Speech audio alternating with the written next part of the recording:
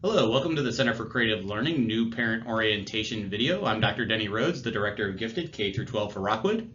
And my name is Dr. Paul Hush, and I am the Assistant Principal at the CCL. When starting this presentation off, and when we talk with parents, one of the things we'd like to say is that we like to start with this quote. This gives a good insight into the gifted learner. The quote states, "The surest path to high self-esteem is to be successful at something you perceived would be difficult. Each time we steal our students' struggle by insisting they do work that is too easy for them, we steal their opportunity to have an esteem-building experience. Unless kids are consistently engaged in challenging work, they will lose their motivation to work hard." And this is by a gifted researcher, renowned gifted researcher, Sylvia Rim. And I get to do the fun part, is that just tell you how excited we are to work with our new students and their families.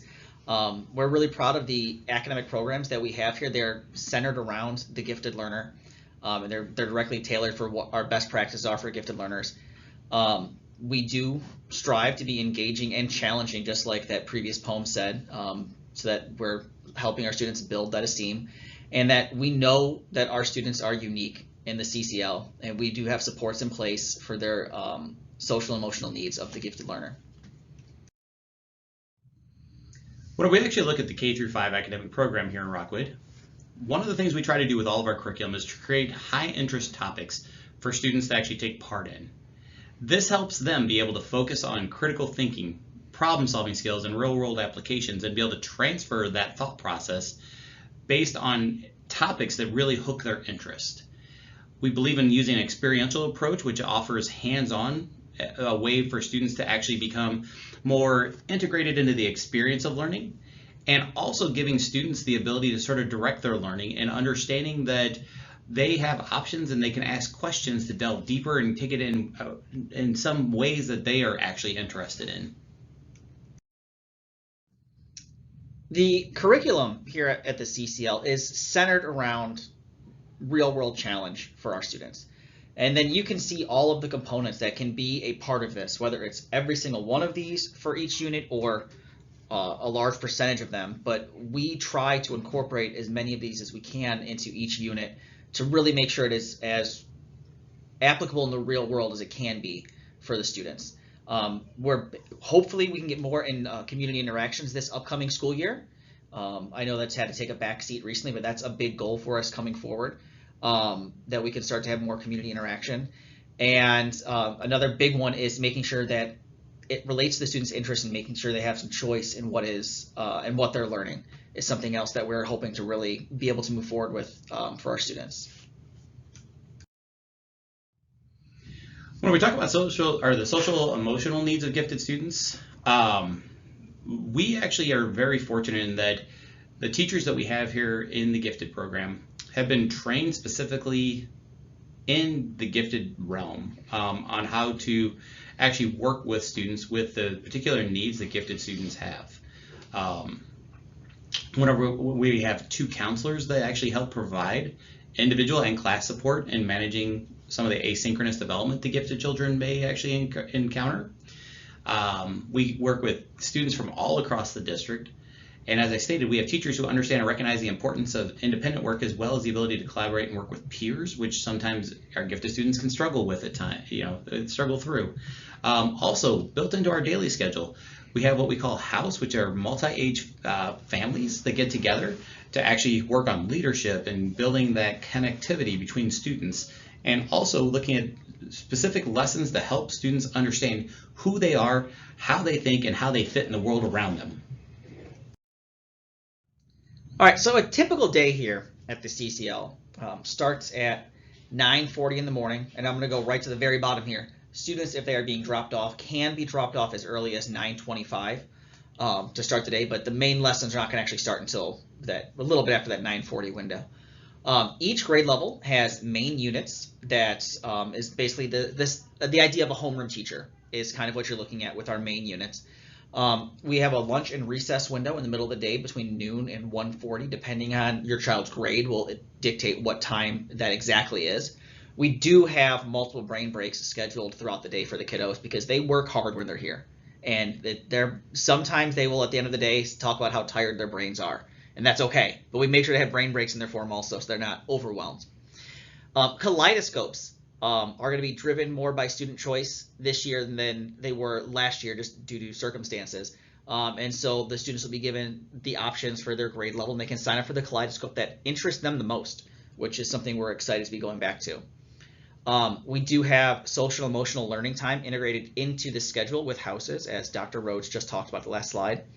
And then throughout the day, we do have different specials like they do at their home school. We have art K through 5, STEAM and music are both first grade through 5th grade, and then connections, which is essentially physical education here, is K through 5 as well. And our day ends at 4:20 in the afternoon. What you see before you is what we call nuts and bolts. This is taken from collecting feedback from a lot of parents over the years on questions that you typically have. So let's run through those. At the CCL, the student lunch account is the same lunch account that they use at their homeschool. That's the My School Bucks account. So if you put money in for their homeschool account, it's also available here whenever they're attending the CCL. If we have an early release scheduled by the whole entire district, we align with that. That means we dismiss at 1:05 p.m. here at the CCL whenever the district has an early release day.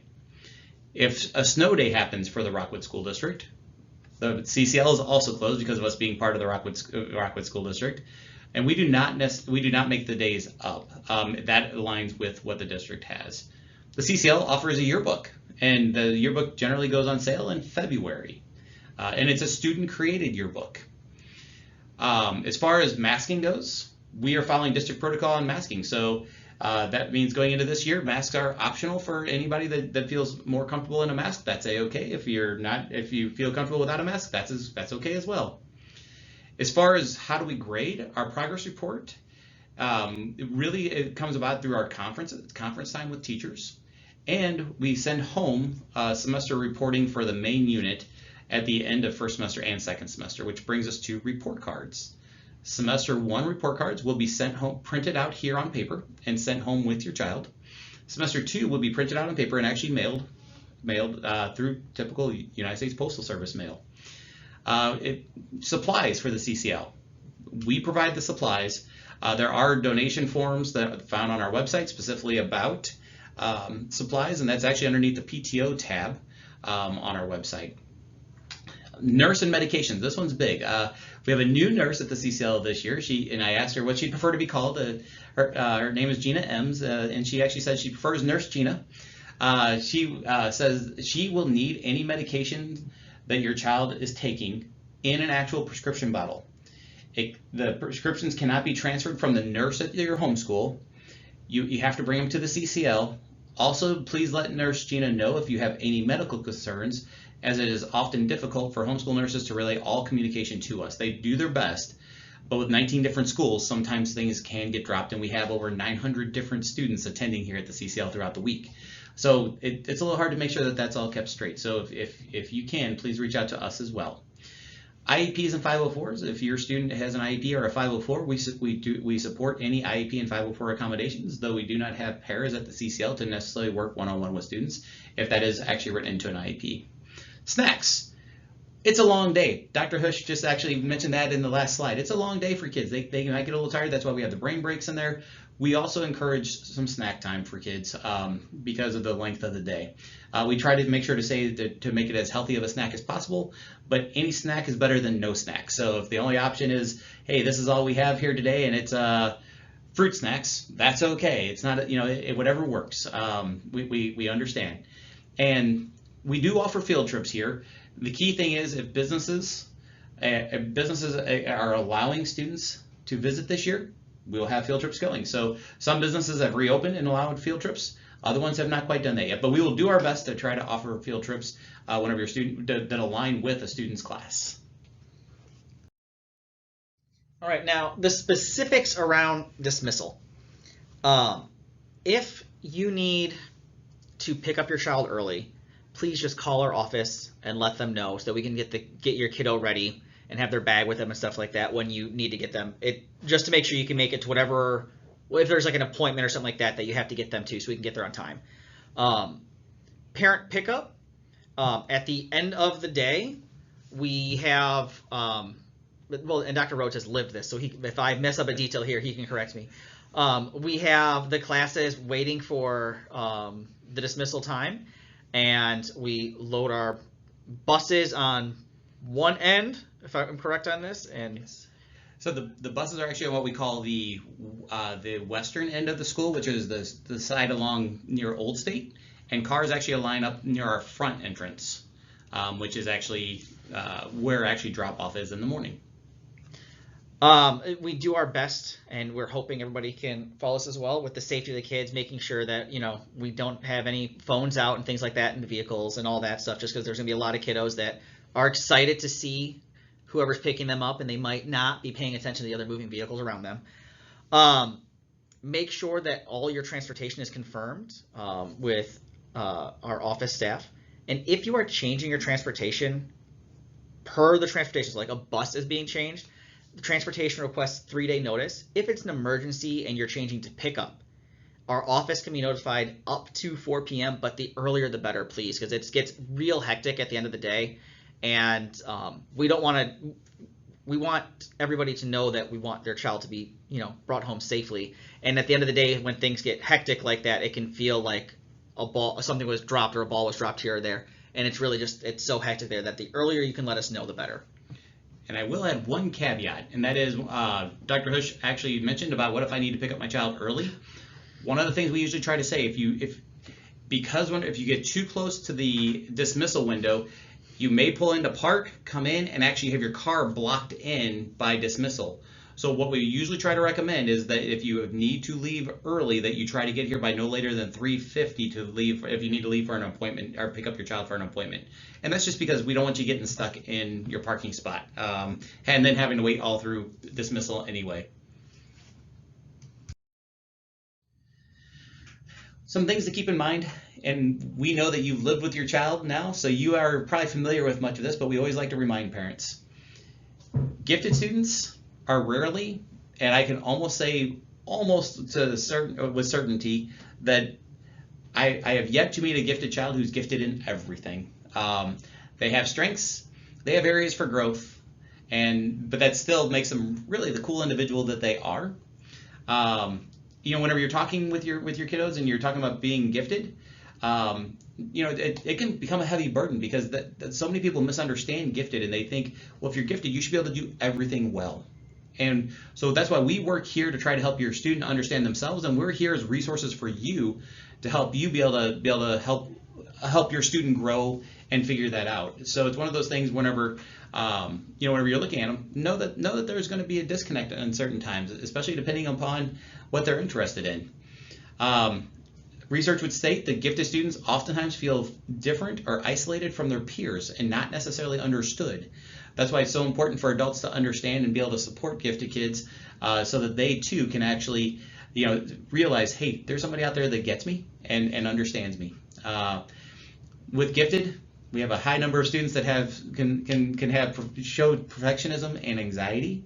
And so that's something that we specialize in here, is how to help students with that.